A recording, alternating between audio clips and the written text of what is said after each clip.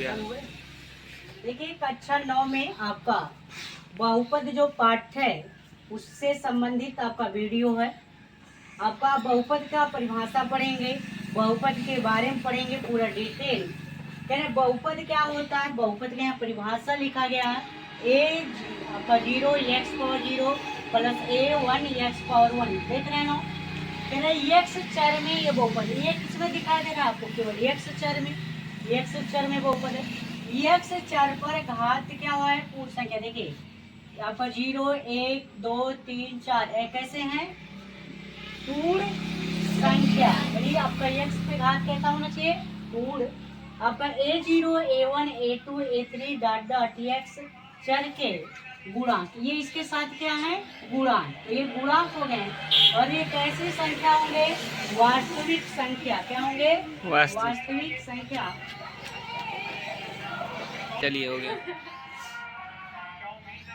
देखिए 3x² plus 5x, ये आपका इस तरीके से लिखा जाए तो ये आपका क्या होगा, बहुपद है। अगर हमें यहाँ घात 1/2 कर दें तो बताइए क्या घात पूर्ण संख्या है, पूर्ण नहीं है ना, तो इसलिए बहुपद नहीं, इसलिए पूर्ण घात आपका करड़ी में नहीं होना चाहिए।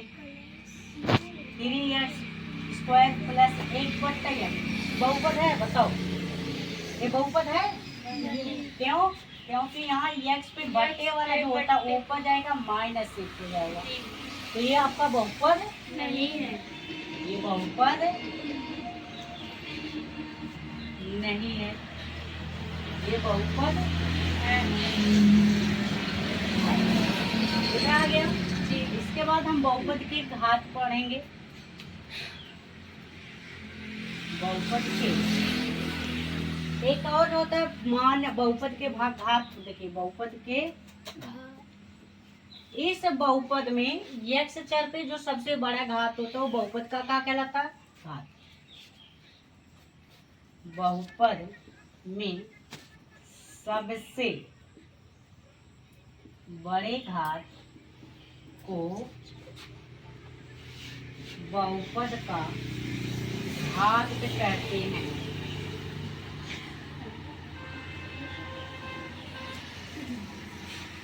Three x square plus 5x plus 9x power.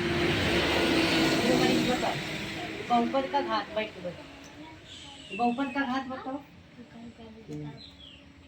बहुपद का घात कितना है, 3। सबसे बड़ा देखिए यहाँ 2 घात है, यहाँ 1 यहाँ 3, तो 3 का हो गया 3। इसी तरीके से 4x² प्लस 102x पे घात 3 या 8 यहाँ बार करते 21, कितना है 21। तो बहुपद का घात 21।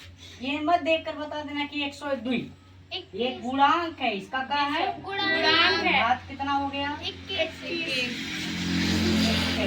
कितना आ गया समझ में, लो लिख लो इतना तब तक। बहुपद के बारे में जो पढ़ेंगे, बहुपद का वर्गीकरण या बहुपद के प्रकार। तो बहुपद को जो प्रकार पढ़ेंगे वो पद के आधार पर और घात के आधार पर। पद मतलब होता है कितनी संख्या को जोड़ा गया या कितनी संख्या को घटाया गया है। एक पदी, द्विपदी और त्रिपदी रैखिक बहुपद, द्विघात बहुपद और त्रिघात बहुपद होते हैं। देखिए पद के आधार यानी आपको कितने को जोड़ा गया है और घटाया गया। जैसे रैखिक एक पदी मतलब कोई एक ही संख्या हो, जैसे a उदाहरण में ax पावर n और a = 0, ये लिखा गया। a आपका शून्य नहीं होना चाहिए, जैसे 3 भी हो सकता है, ठीक। और यहाँ n 0 हो सकता है, n क्या होगा 0।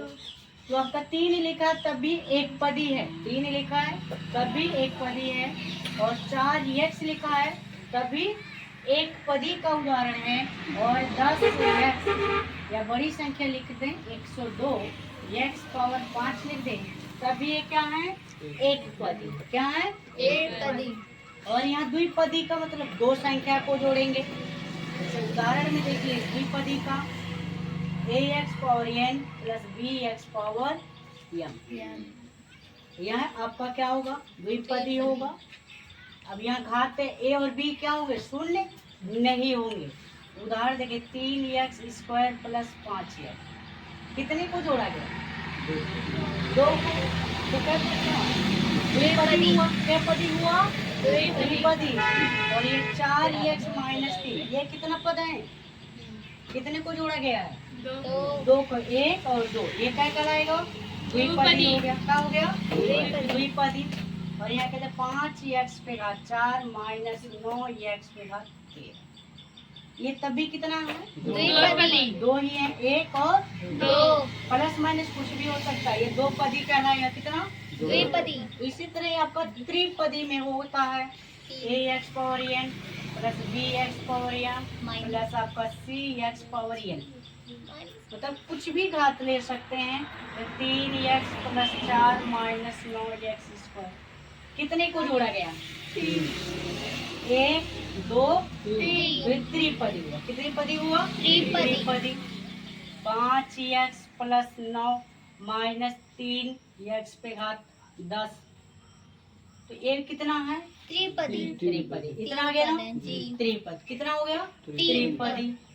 9x माइनस 2 माइनस 5x पे घात 6 कितने हैं? 3। तो ये त्रिपदी हो गया। इतना आ गया समझ में ना? जी। तो इसको लिख लीजिए पहले। एक पदी के नीचे लिखिए, ये 2 पदी वाला हो गया और ये त्रिपदी हो गया। इसके बाद ये बताएंगे, बगल में लिख लो हेडिंग डाल के। हेडिंग डालो एक पदी और ये लिख लो। हेडिंग डालो द्विपदी ये लिख लो। त्रिपदी लिख के ये वाला लिख लो और इसको घात वाला भी बताते हैं। देखो सर जी तीसरा मतलब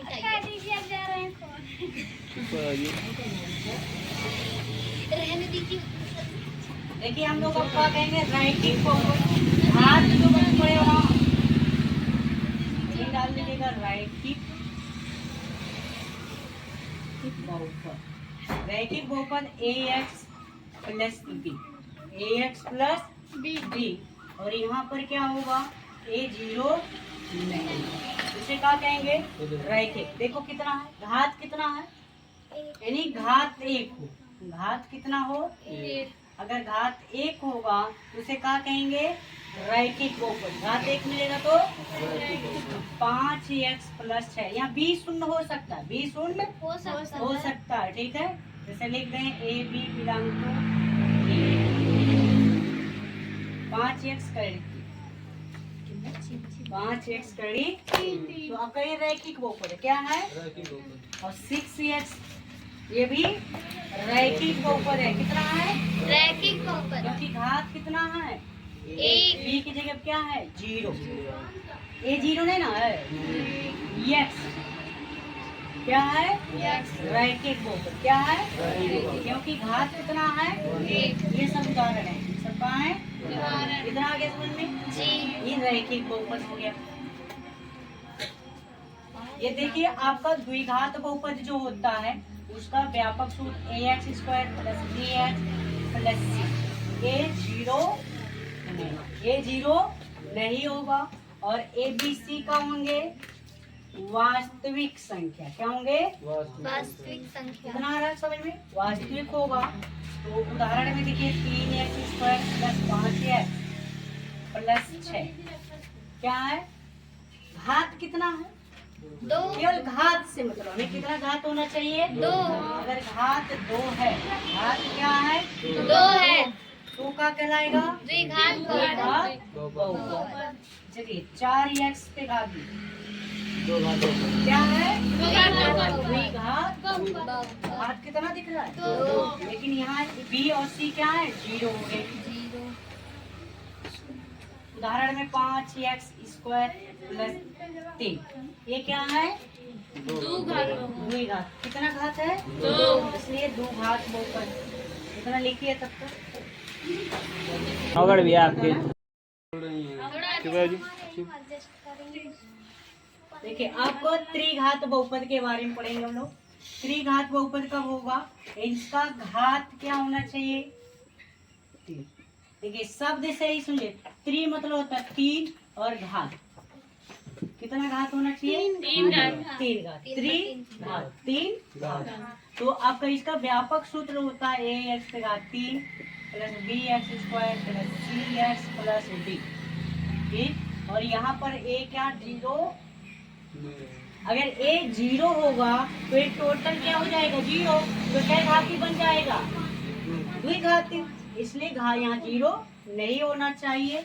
और ए बी सी डी कैसी संख्या है वास्तविक संख्या। मतलब ये सब वास्तविक होंगे, चाहे वो करड़ी में हो चाहे परिमेय में हो, चाहे जो घात कितना होना चाहिए 3। तो इसे क्या कहेंगे त्रिघात। उदाहरण समझिए 3x के घात 4 माइनस 5/6 x स्क्वायर प्लस कड़ी 3x माइनस 1/7। देखो ध्यान से आई क्या है 3x x पे घात 4। ये देखो 5/6। तो ए बी सी कुछ भी हो सकता है ना, वास्तविक हुआ। जी देखिए घात गलत हो रहा है, यहाँ पर 3 है, तो ये घात कितना हो गया 3 है, तो त्रिघात। अब बताइए अगर ऐसे ले दिया गया 4x पे घात 3 अकेले, त्रिघात है। घात दिख रहा ना 3। जी। अगर घात से मतलब हमें किससे मतलब है घात से। घात अगर 3 तो त्रिघात, घात 3 तो त्रिघात। त्रिघात। ये कैसा है त्रिघात। त्रिघात है। कितना है त्रिघात। चलो बताओ 5x माइनस कितना, ये आपका क्या घात है घात 3 दिखेगा ना। जी। हमें केवल घात से मतलब है, किससे मतलब है घात से। x पे घात कितना 3। उससे ज्यादा नहीं होना चाहिए, 3 घात तो त्रिघात होगा। इतना आ गया ना समझ में जी। ये आप लिख लीजिए, इसके बाद क्या पढ़ना है, पूरा सवाल ये हो गया और इस पे प्रश्नावली लगेगा। जी सर।